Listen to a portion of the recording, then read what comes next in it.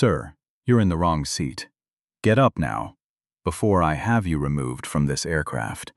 The words landed flat and final, the kind of sentence a person says when they have already decided how the story ends and are only waiting for the world to catch up.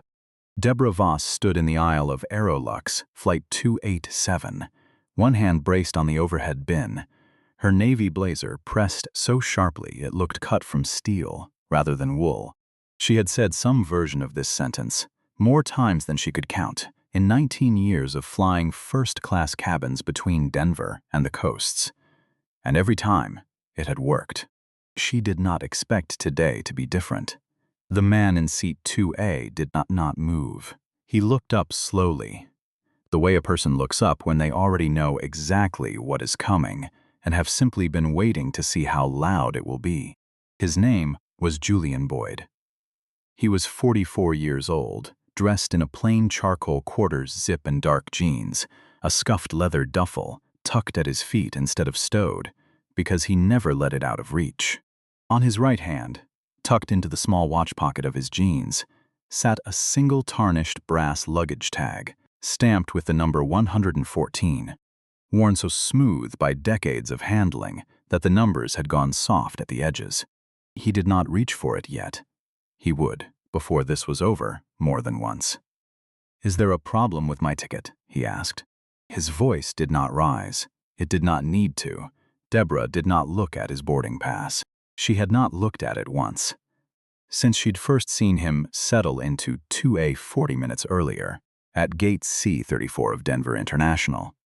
Watching him the way a store detective watches a customer who has done nothing but somehow still looks wrong for the shelf he's standing near.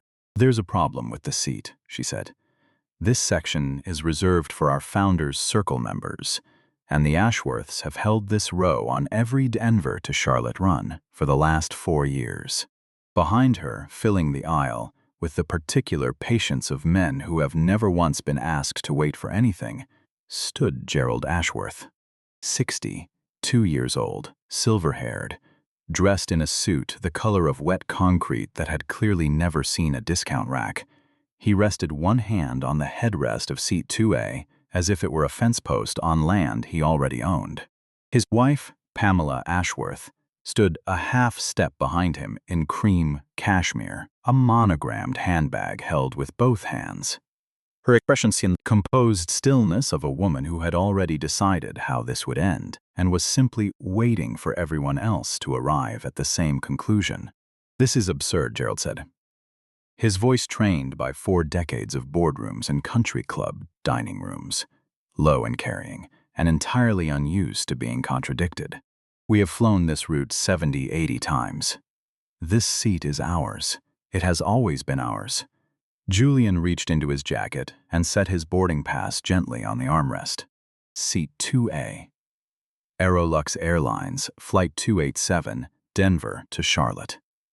First class confirmed and paid in full 6 weeks earlier, under the corporate account of a company most people in that cabin had never heard of and would never forget by the time this flight landed.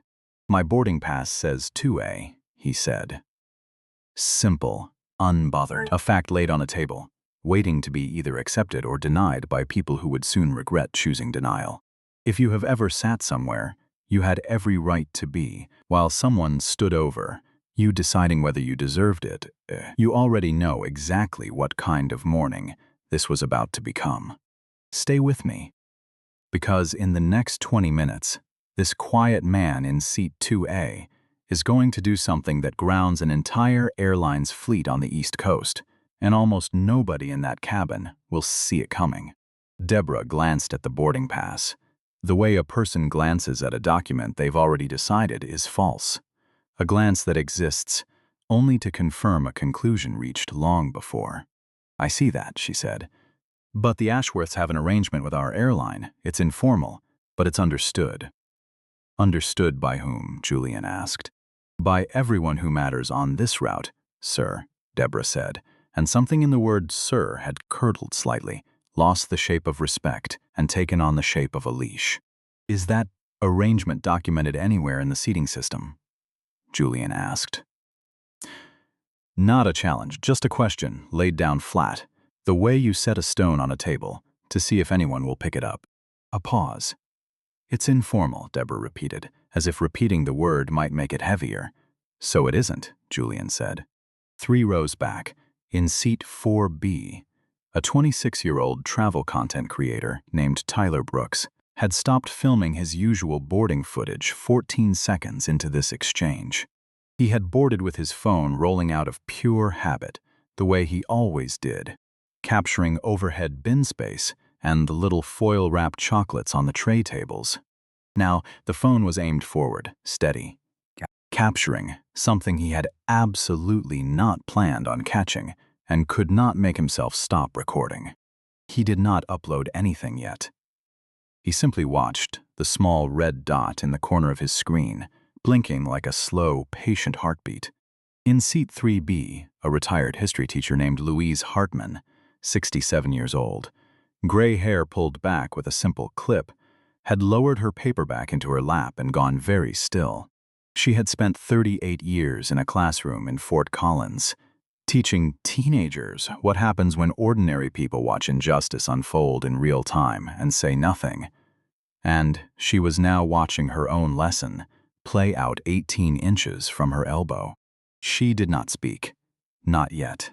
That silence would sit in her chest for the rest of this flight, like a stone she could not put down. Gerald shifted his weight, the patience he had arrived with, thin to begin with, running out fast. He had expected Deborah to handle this in under a minute. He had expected the man in 2A to gather his duffel, with the quiet resignation of someone who understood how the world was supposed to work.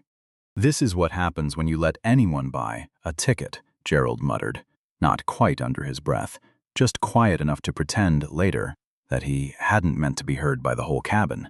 Julian turned to look at him. Not sharply. The way you turn to look at something when you want to see it clearly, all the way through.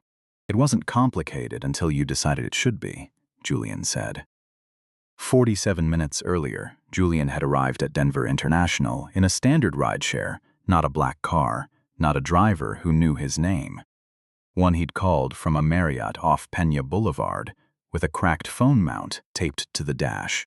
He'd been arriving at airports this way for 11 years, ever since he'd started noticing, carefully, methodically, that people treated him differently, depending on how he showed up. Plain clothes on purpose. Nothing that told strangers who he was, which was exactly the point. The brass luggage tag in his pocket had come from his grandfather, Walter Boyd, a redcap at Denver's old Union Station for 31 years, carrying other men's trunks onto train cars he was never once permitted to ride in himself. Walter died when Julian was 19, leaving behind a cigar box of dented brass tags, stamped with numbers from trains that no longer ran.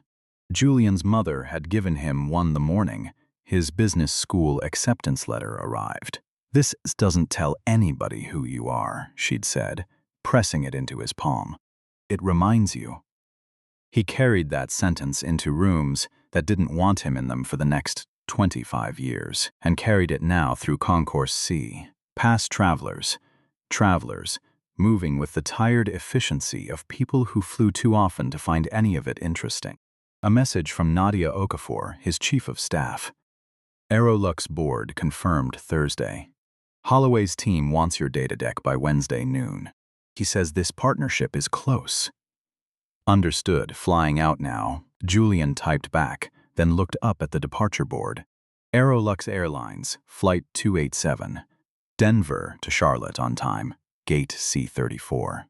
His company, Meridian Bias Labs, had been in talks with AeroLuxe for 8 months. The airline coming to them, the way most large institutions eventually did, reluctantly, only after the alternative grew more expensive than the admission.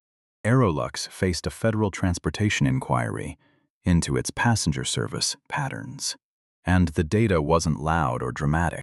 There were no slurs on record, only numbers, hundreds of thousands of flights across 3 years, showing passengers of color, in first and business class flagged for identity verification at nearly 4 times the rate of white passengers with identical booking profiles, and informal seating arrangements that existed nowhere in any official system, consistently displacing confirmed paying passengers who were not evenly distributed across the traveling public at all. Julian had built his career on finding exactly that kind of pattern, on turning what people felt in their gut into something that couldn't be shrugged away. In every institution his company had worked with, the pattern had already existed long before he arrived. Someone inside had usually known and looked away.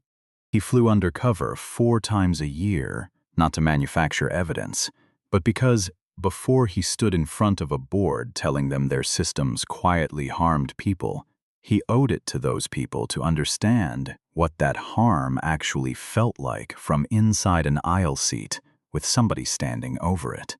He had boarded 22 minutes earlier. Ticket, first class, purchased through the Meridian corporate account, his full legal name printed clean across the top. The gate agent scanned his phone. "Thank you, Mr. Boyd. Seat 2A. Enjoy your flight." He had settled into his seat and ordered water. 31 minutes later, a woman in a navy blazer told him to get up. Deborah Voss had been flying for AeroLuxe for 19 years, and in that time she had built a version of herself she genuinely believed was excellent at her job. She arrived early, kept the galley spotless, and had convinced herself slowly, over 2 decades, that the small liberties she took with certain passengers were not liberties at all but judgment, earned through experience junior staff simply hadn't lived long enough to develop. She did not think of herself as unkind. She thought of herself as someone who kept the cabin running smoothly. And if smoothness sometimes required moving one passenger to protect another's comfort, that was simply the job. "Sir," she said now, her professional warmth dropping half a degree, "I need you to understand that our most valued guests deserve a certain level of consideration." "I understand completely," Julian said. "My boarding pass says 2A. Cabin supervisor Gregory Mills had moved up the aisle from row 6, a heavyset man of 41, with the tired authority of someone who had spent a decade smoothing over other people's decisions rather than making his own. "Sir," he said, folding his hands in front of him, the way men do. "When they want a gesture to look neutral, we're simply asking for your cooperation so we can get the cabin settled for departure." "I am settled," Julian said. "I think you mean you'd like me gone." Gregory's jaw tightened. "That's not what I said." "It's what you meant," Julian said, and the air in the cabin changed just slightly, the way it does right before weather arrives. Gerald Ashworth had had enough of listening. "Look," he said, stepping half a pace closer, his voice climbing into the register of a man accustomed to closing arguments in rooms full of people paid to agree with him. "I don't know what point you're trying to make here, but you are holding up an entire aircraft full of people who have somewhere to be. Some of us build companies. Some of us employ hundreds of people. I don't have time for whatever this is." Julian looked at him for a long moment, unhurried, the way a person looks at a weather report they've already read once. "What is this, exactly?" he asked. Gerald blinked, caught slightly off guard by the question landing back on him instead of away from him. "This," he said, gesturing at Julian, at the seat, at the entire situation, as if the gesture alone should be self-explanatory. "Say it plainly," Julian said. "I'd like to hear you say it plainly." The cabin had gone quiet enough now that the hum of the auxiliary power unit felt loud. Pamela Ashworth placed a hand on her husband's forearm, not to calm him, but to signal something to Deborah. A small motion that said, without words, "Let the staff L handle this." That's precisely what staff exists for. Deborah read the signal exactly as it was intended. She straightened her scarf and turned back to Julian with a firmness that had stopped pretending to be patience. "Sir," she said, "I'm going to need you to gather your belongings and move to seat 34C in the rear of the aircraft." If you do not comply, I will have no choice but to have you removed from this flight entirely. On what grounds? Julian asked. Failure to comply with crew instruction, Deborah said, the sentence coming out clean and rehearsed, as if she had used it before and expected to use it again. I've complied with every actual rule on this aircraft, Julian said. I'm complying with one right now. I'm sitting quietly in the seat I paid for. Tyler Brooks, still filming from row 4, felt his own pulse pick up, in a way that had nothing to do with the plane's air pressure. He would later tell interviewers that this was the exact moment he understood. He wasn't filming a minor travel inconvenience anymore. He was filming something that was going to matter, and he had no idea yet how much. You have exactly 90 seconds to move, Deborah said, before I call this in as a security matter. Then call it in, Julian said quietly. I'd suggest you do exactly that. Something about the stillness in his voice, the complete absence of panic, where panic should have been building, made Deborah hesitate for the first time since this had started. It was the hesitation of a person who has said a threatening sentence 1,000 times, and for the first time, has watched it not land the way it always landed before. She recovered quickly. She turned and walked toward the forward galley to radio the flight deck, her heels striking the aisle floor with the particular sharpness of someone trying to convince herself she was still fully in control. Gerald leaned down toward Julian one final time, close enough that only the surrounding rows could hear him clearly. I have friends at the executive level of this airline, he said. People who know my name on sight. This is not going to end the way you think it's going to end for you. Julian looked up at him without moving any other part of his body. Maybe this is exactly when you should call them, he said. That was not the response of a worried man. That was the response of a man who had been waiting. At the forward door, gate agent Renee Castillo, 41 years old and 12 years into an industry that had taught her never once to confuse noise for facts, pressed her earpiece and said quietly into her headset, "We're 3 minutes from losing our departure window. I need status on 2A right now." Inside the cabin, the gray Denver sky sat flat and enormous outside the window beside Julian's seat. And somewhere out past the tarmac, a city moved through its ordinary Tuesday morning with absolutely no idea that something was beginning, quietly, in the front 6 feet of an airplane that had not yet left the gate. What Deborah Voss did not know, what Gerald Ashworth could not have imagined, what every single passenger in that cabin was about to discover, was that the man in seat 2A was Julian Boyd, founder and chief executive of Meridian Bias Labs, the company whose artificial intelligence tools were the exact reason AeroLuxe's board of directors was scheduled to meet with him in person in less than 72 hours. And in the next 18 minutes, he would not simply refuse to move. He would put the entire airline's East Coast operation on hold before the plane ever left the ground. If you've ever been told to prove you belong somewhere you had already earned your place, stay with me, because what happens in the next few minutes is the part people will still be talking about 6 months from now. Deborah returned from the galley, her expression rearranged into something colder, more procedural. "Sir," she said, "I've spoken with the flight deck. If you do not vacate this seat within the next 60 seconds, we will be removing you from this aircraft, and this flight will depart without you." "Do it," Julian said. "But before you do, I want you to look very closely at what you're about to put your name on." Deborah's chin lifted slightly.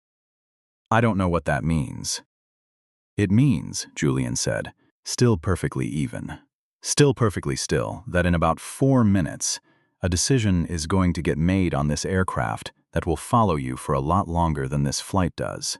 I'd think carefully about which side of it you want to be standing on when it happens." Gregory Mills, standing just behind Deborah's shoulder, felt something shift in his own stomach that he would later describe, in a written statement he did not yet know he would be asked to produce, as the specific discomfort of realizing you might already be standing in the wrong place. In that moment, Julian had a choice, and you need to understand what that choice actually cost him to make. He could have stood up right then. He could have said his name, said the name of his company, said just enough to end the entire scene in under a minute. He had done exactly that before, more than once. He knew the precise shape of the sentence and the exact weight it would carry the second it left his mouth. He didn't move. And the reason he didn't goes back 21 years, to a Sunday afternoon in October, when Julian Boyd was 23 years old, wearing the only good suit he owned, flying to Charlotte on a single ticket he had saved 4 months to afford. He had been 23, the suit bought on a Thursday with a credit card he'd only had for 2 months. Ironed himself on the floor of a studio apartment because he didn't own an ironing board. Chad. The job waiting in Charlotte was an entry-level analyst position at a regional consulting firm, the kind of door that doesn't look like much until you understand what walking through it can become. He had read everything he could find about the firm and practiced his interview answers until the bathroom mirror felt like a colleague. The night before, an email had arrived. Complimentary upgrade, first class. He boarded early, placed his interview folder in the seat pocket, and thought about what his grandfather Walter would have said, seeing him there. The flight attendant that day came through taking drink orders, reached his row, looked at him, looked at her manifest, looked at him again. "Can I help you?" she said. "Water, please," he answered. She did not bring the water. She brought a colleague instead, and the two of them studied the manifest together in the low register people use when discussing a problem rather than a person. "Sir, there may have been a system error with your upgrade," one finally said. "We need you to return to your assigned economy seat until we verify the booking." He stood, picked up his folder, and sat in a middle seat for the rest of the flight, without once looking out a window. He was never called back. He landed tired and small in a way the suit couldn't fix, interviewed for 90 minutes, answered every question correctly, and still did not get the job. He flew home and made himself a promise in the dark that he never spoke aloud to anyone, quietly. The kind that costs more precisely because nobody is there to witness you making it. He went home.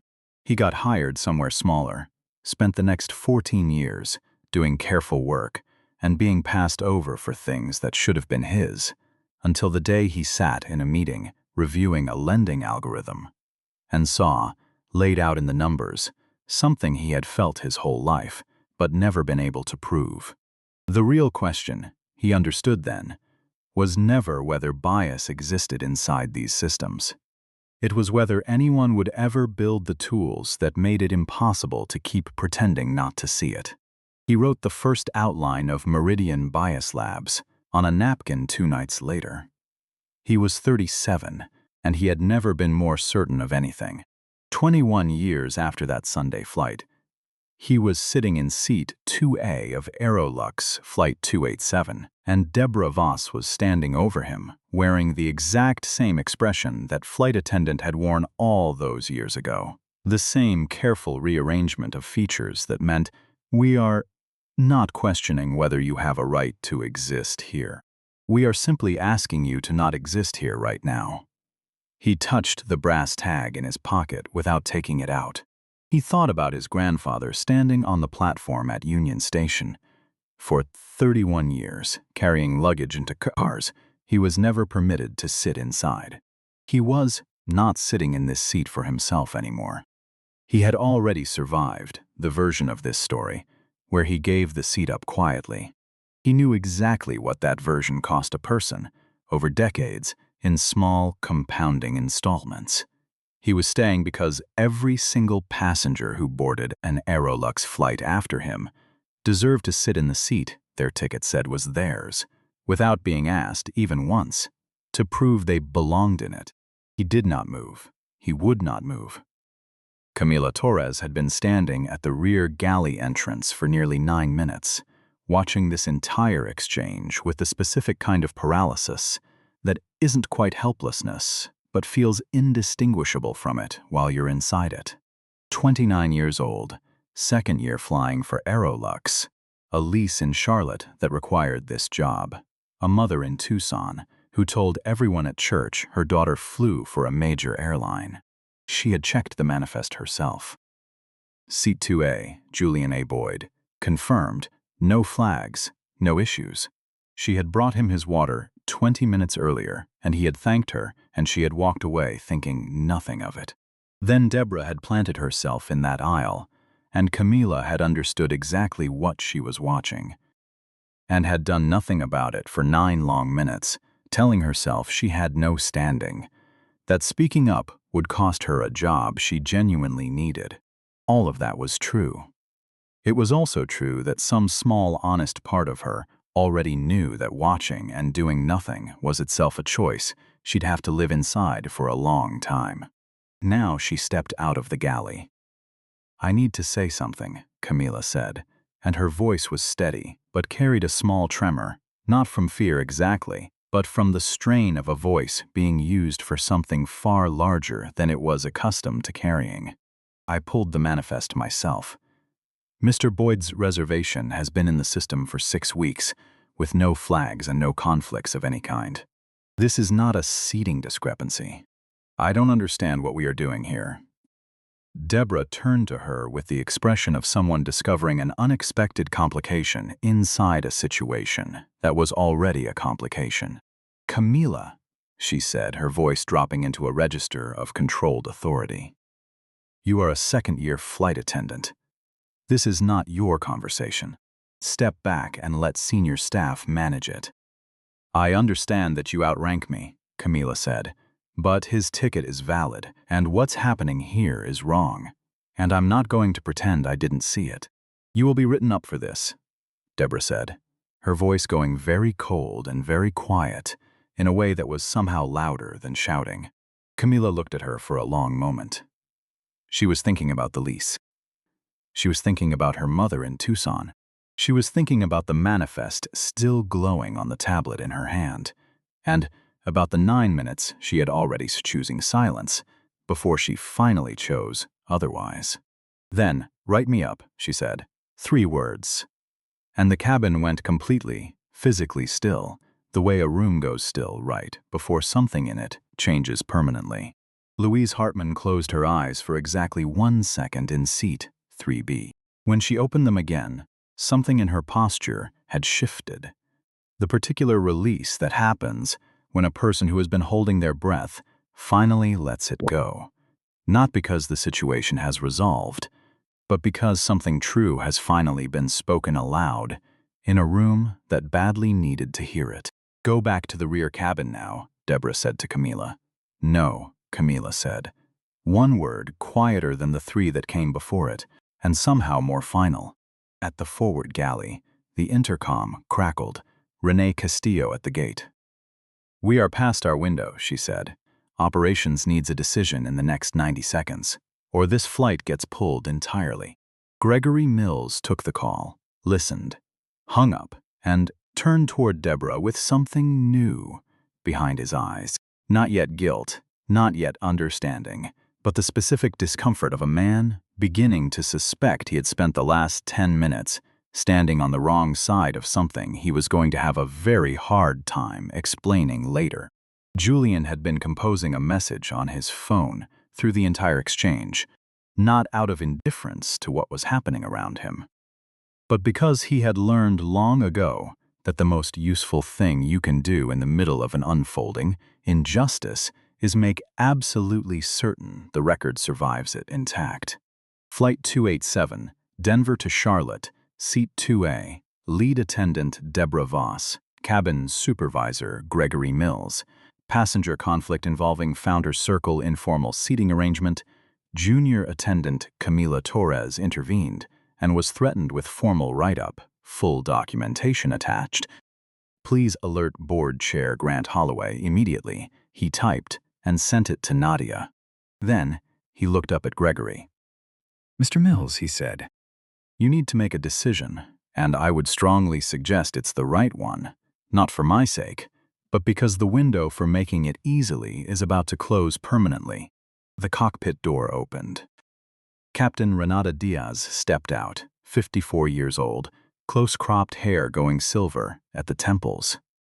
26 years of commercial flying behind the precise, unhurried way. She moved through a cabin under pressure. She took in the entire scene in a single sweep. Gregory's posture, Deborah's face gone rigid, Camilla standing her ground in the aisle with a tablet still in her hand, Gerald in 2C now, arms crossed, Pamela beside him with her eyes fixed on her own lap, and Julian, phone in hand, completely still. She had seen a great many things in 26 years.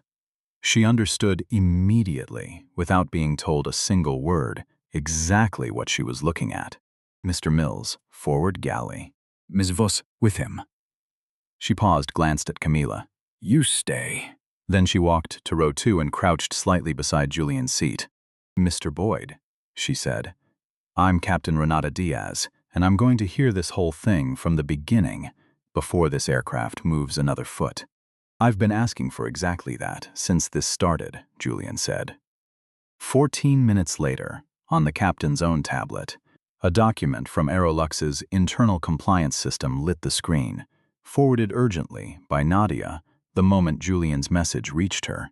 7 formal passenger balls complaints filed over the preceding 36 months, 5 of them involving passengers of color in premium cabins. Every single one closed without a formal investigation. Captain Diaz read it once in silence, then read it again, out loud, slowly, so the 2 attendants standing in the galley beside her would have no room later to claim they hadn't understood. I didn't know this existed, she said finally. I believe you didn't, Julian said. That's exactly the problem. She turned to Gregory. Mr. Mills, you will submit a full written statement before this aircraft is cleared to depart, and your status for the remainder of this flight will be determined by operations pending that review. Gregory looked at her, then at Julian, not with resentment, but with the particular expression of a man standing at the very beginning of understanding something about himself he would clearly have preferred never to learn. I heard the phrase refusing to cooperate over the radio, he said quietly, and I never once asked what the actual situation was. I just acted on the phrase. No, Julian said, you didn't ask. He nodded once, turned and went to write. Deborah did not go quietly.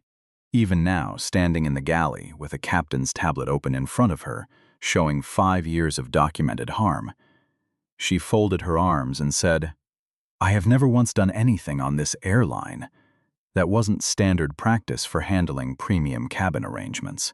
If there's a pattern here, it existed before me, and it will exist after me. I was simply doing my job the way it's always been done. That was the sentence that finished her, more than any complaint on file, because it was the sentence of a person who even now, standing directly inside the wreckage of what she'd caused, still could not make herself say the 2 words that might have changed anything at all. I'm sorry. Camila Torres was still standing in the aisle when Julian turned to her. You checked the manifest from the start, he said. I should have said something the moment I saw Ms. Voss walk up here, Camila said, her voice honest in a way that clearly cost her something to produce. I waited 9 minutes. You said it when it actually cost you something, Julian said. That matters more than most people ever realize. He typed her employee number into his notes app, Camila Torres, first to verify the manifest, held her position under direct threat of disciplinary action, follow up personally. From row 4, Tyler Brooks spoke without standing, aiming his words at no one and everyone at once.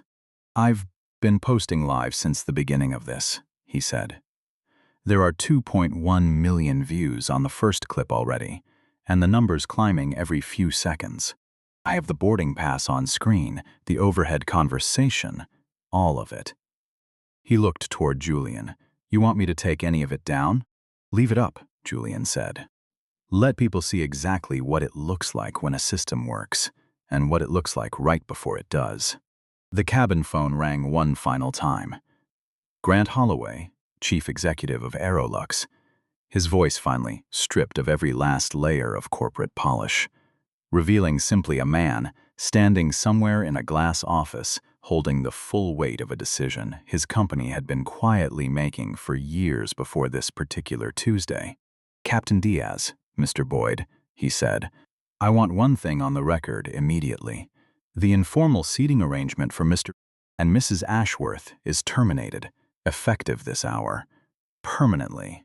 It should never have been permitted to override a confirmed paying passenger, and we take full responsibility for the fact that it was." Gerald, seated now in 2C, did not move. Pamela stared at her own folded hands. "Thank you," Julian said. "One more thing." His voice remained perfectly even, the way it had been from the very first sentence of this entire encounter. The junior flight attendant, Camila Torres. Her judgment today was exactly what this industry needs a great deal more of. And whatever your internal review decides, I want it noted, personally, from me, that she is the reason this cabin has a version of today it can live with. "Noted with real gratitude, Mr. Boyd," Grant said, and the line went quiet. Around the cabin, passengers exhaled, not with loud triumph, but with something quieter and heavier, the particular release of a group of strangers who understand, in the private space of their own thinking, that they have just watched something true happen and have been changed slightly by having witnessed it happen. Louise Hartman opened her book again. She did not read it. She simply held it the way you hold something after it has already done its job. AeroLuxe Flight 287 pushed back from gate C34 31 minutes late, and nothing about that cabin was ever quite the same afterward. 6 weeks later, Deborah Voss received formal written notice of termination from AeroLuxe Airlines. The independent review commissioned in the days following the flight confirmed 6 of the 7 historical passenger complaints as credible, documented incidents of differential treatment stretching back 3 full years. The language of the final report was careful and specific. It described a sustained pattern of preferential engagement toward certain passengers and disproportionate scrutiny toward others in premium cabin environments, consistent across dozens of flights and multiple senior crew members. No single incident, the report noted, could be proven intentional in isolation. The pattern, taken as a whole, was undeniable. In her exit meeting, Deborah was given one final opportunity to submit a written statement acknowledging what the review had found. She wrote 4 paragraphs insisting she had simply been protecting the airline's most loyal customers and following the same informal customs every senior attendant on that route had followed for a decade before her. She never once used the words "I was wrong." She never once used the word "sorry." It was the last document she filed for AeroLuxe Airlines, and it read exactly like every excuse she had made in that aisle, only now there was no cabin left to make it in front of. Gregory Mills kept his position, reduced in seniority, with mandatory participation in a full retraining program built directly from Meridian Bias Lab's own materials. He submitted a written statement that named precisely what he had done, without excusing a single part of it, and it turned out to be the most honest document in the entire case file. He would spend a long time afterward thinking about the distance between the man he had believed himself to be, walking down that aisle that morning, and the man who had written that statement. He decided, in the end, to stay inside that discomfort rather than walk away from it. And colleagues who worked beside him in the following year noticed, without anyone saying so directly, that he had become the kind of supervisor who asked what actually happened before he repeated what he'd been told over a radio. Gerald and Pamela Ashworth's informal seating arrangement was removed permanently from AeroLuxe's internal system within the same week. Their founder's circle membership, quietly reviewed by the airline's new passenger equity board, was not renewed at its next cycle, and an internal note attached to their file, later obtained through the federal inquiry, cited conduct inconsistent with equitable passenger treatment standards. There was no press release. It simply stopped existing. The way arrangements, built on nothing but quiet habit, tend to stop existing the moment somebody finally writes them down and looks at them directly.